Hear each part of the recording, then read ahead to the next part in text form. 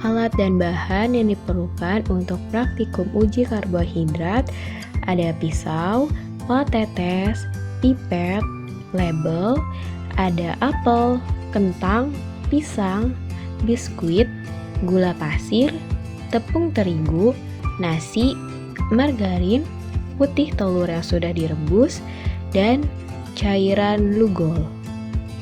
Setelah itu, bahan-bahan dari sampel yang akan diuji coba diiris tipis-tipis dan diletakkan di atas plat tetes. Kemudian beri label pada setiap sampel. Sekarang kita masuk pada tahap praktikum ya.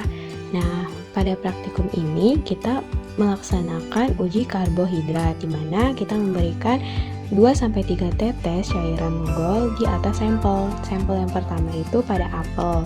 Nah, sampel yang kedua ini pada biskuit. Kita perhatikan perubahan yang terjadi setelah ditetesi oleh lugol.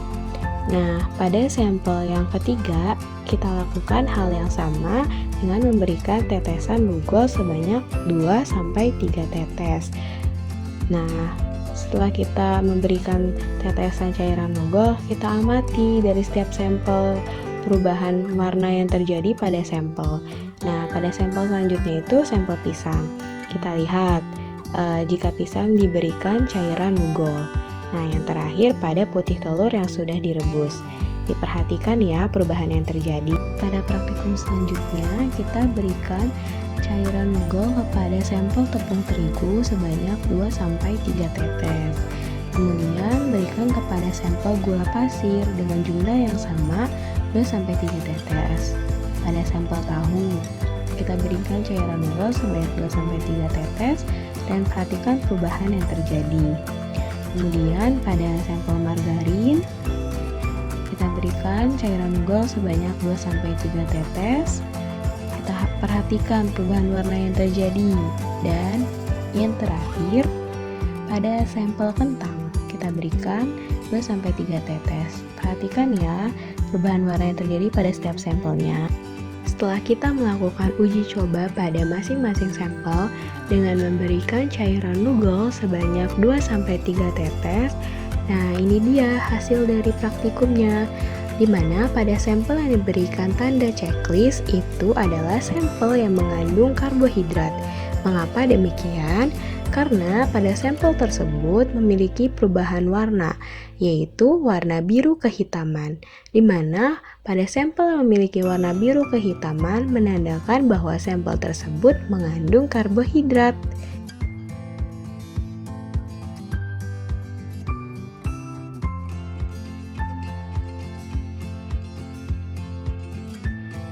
Alat dan bahan praktikum pada uji lemak ada plat tetes, kertas sampul coklat berukuran 10x10, lampu senter, kemiri, margarin, wortel, seledri, biji jagung, singkong rebus, kacang tanah yang sudah dikupas, pepaya, santan, minyak goreng, susu, dan air. Sekarang kita masuk pada tahap praktikum uji lemak.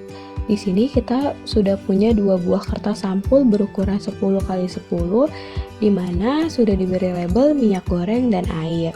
Nah, dari kedua kertas sampul ini kita akan oleskan minyak goreng pada sampel minyak goreng dan air pada sampel air. Nah, yang pertama pada minyak goreng kita oleskan secara perlahan. Nah, kemudian pada air kita oleskan secara perlahan juga. Kemudian didiamkan selama 5 menit. Selanjutnya, kita akan mengoleskan santan pada kertas sampul yang sudah disediakan. Nah, dioleskannya secara perlahan ya. Kemudian, kita akan mengoleskan kemiri pada kertas sampul yang sudah disediakan. Kita oleskan kemiri di atas kertas sampulnya secara perlahan juga. Kemudian, setelah kita selesai mengoleskan pada kedua sampel, jangan lupa didiamkan selama 5 menit. Pada sampel selanjutnya yaitu pada susu dan wortel. Nah, pada sampel susu kita oleskan di atas kertas sampul yang sudah disediakan. Secara perlahan ya dioleskannya. Kemudian yang kedua pada sampel wortel kita oleskan oleskan wortel di atas kertas sampul secara perlahan. Pada sampul wortel ini, tentunya kita harus hati-hati dalam mengoleskannya, karena dikhawatirkan kertas sampulnya bisa jadi robek. Nah, setelah kita mengoleskan pada kedua sampel, jangan lupa ya, kita diamkan selama 5 menit untuk melihat keadaan kertas pada kertas sampul coklat. Pada sampel selanjutnya, pada biji jagung dan margarin.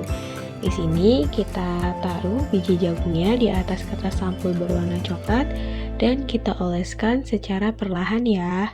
Karena tekstur dari biji jagung ini kasar dan tentunya kalau kita secara keras akan membuat kertas sobek.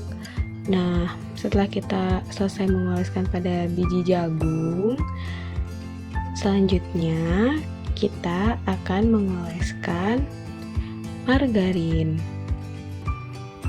Nah, margarin yang kita butuhkan di sini sudah dalam keadaan cair ya, karena sudah dicairkan di atas sendok dengan bantuan lilin.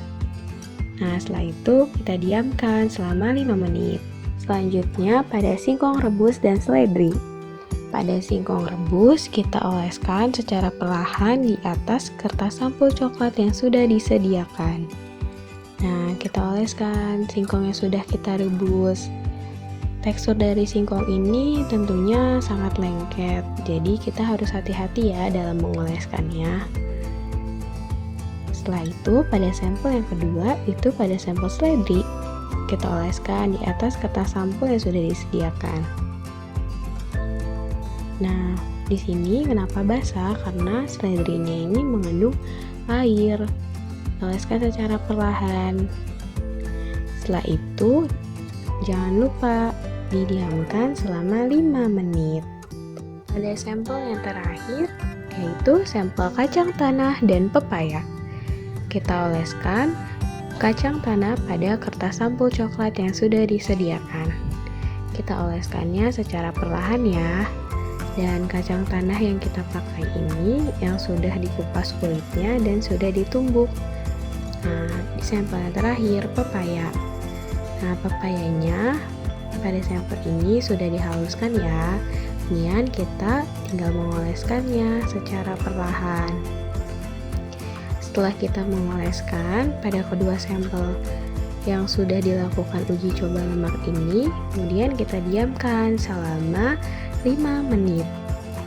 Setelah didiamkan selama 5 menit, ini adalah hasil dari uji coba lemak yang kemudian akan kita amati bekas dari noda yang menempel pada kertas sampul coklat dengan menggunakan bantuan cahaya, yaitu senter. Setelah didiamkan selama 5 menit, kita akan membuktikan apakah pada sampel yang sudah kita lakukan uji coba pada kertas sampul coklat itu terdapat lemak atau tidak. Nah, di sini kita akan bagi menjadi 2 kelompok besar. Yang pertama itu ada sampel yang menghasilkan lemak, di mana ada kacang tanah, santan, minyak goreng, margarin, dan kemiri. Nah, dari ke-5 sampel tersebut menghasilkan lemak pada kertas sampul yang berwarna coklat. Pada hasil pengamatan yang kedua ini, terdapat beberapa sampel yang tidak mengandung lemak. Di antaranya ada seledri, wortel, biji jagung, singkong rebus, pepaya, susu, dan air.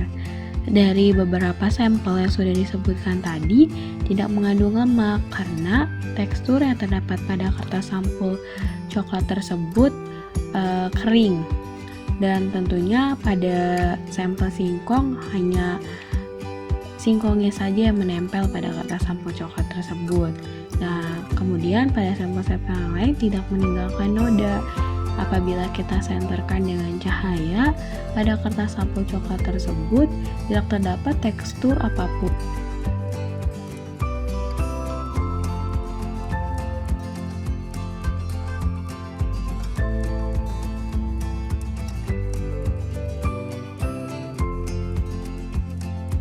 Alat dan bahan pada praktikum uji protein ada plat tetes, pipet, kertas label, gula pasir, roti, tempe, daging ayam yang sudah direbus, tepung terigu, susu, biskuit, telur putih yang sudah direbus, dan cairan buret. Sebelum kita memulai praktikum, kita harus menghaluskan beberapa sampel yang sudah kita sediakan. Dan kemudian setelah sudah dihaluskan dan diiris tipis-tipis, diletakkan di atas plat tetes. Setelah diletakkan di atas plat tetes, jangan lupa diberi label ya pada setiap sampel yang sudah disediakan. Nah, pada sampel tepung terigu dan gula pasir, alangkah baiknya dicairkan terlebih dahulu. Selanjutnya kita masuk pada tahap praktikum. Di sini ada sampel tempe dan biskuit. Kita teteskan cairan buret sebanyak 1-2 tetes saja ya. Kemudian kita perhatikan perubahan warna yang terjadi pada sampel yang diberikan cairan buret. Nah, selanjutnya pada sampel roti. Nah, jumlah cairan buret yang diberikan juga sama, 1-2 tetes saja. Kemudian pada putih telur yang sudah direbus, kita teteskan sebanyak 1-2 tetes saja. Amati perubahan warna yang terjadi. Pada daging ayam yang sudah direbus juga sama, 1-2 tetes cairan buret. Selanjutnya, pada sampel tepung terigu. Nah, di sini diberi sebanyak 1-2 tetes cairan buret. Pada susu juga sama jumlahnya, hanya 1-2 tetes cairan buret. Nah, yang terakhir pada gula pasir. Diberikan sebanyak 1-2 tetes cairan buret.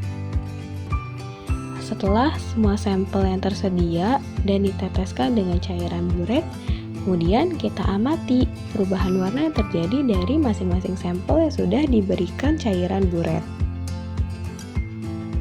Setelah kita memberikan cairan buret pada masing-masing sampel, kemudian kita lihat hasil dari beberapa sampel yang sudah diberikan cairan buret. Nah, kita perhatikan dari segi perubahan warna yang terjadi. Pada beberapa sampel terdapat perubahan warna keunguan. Itu menunjukkan bahwa sampel tersebut mengandung protein.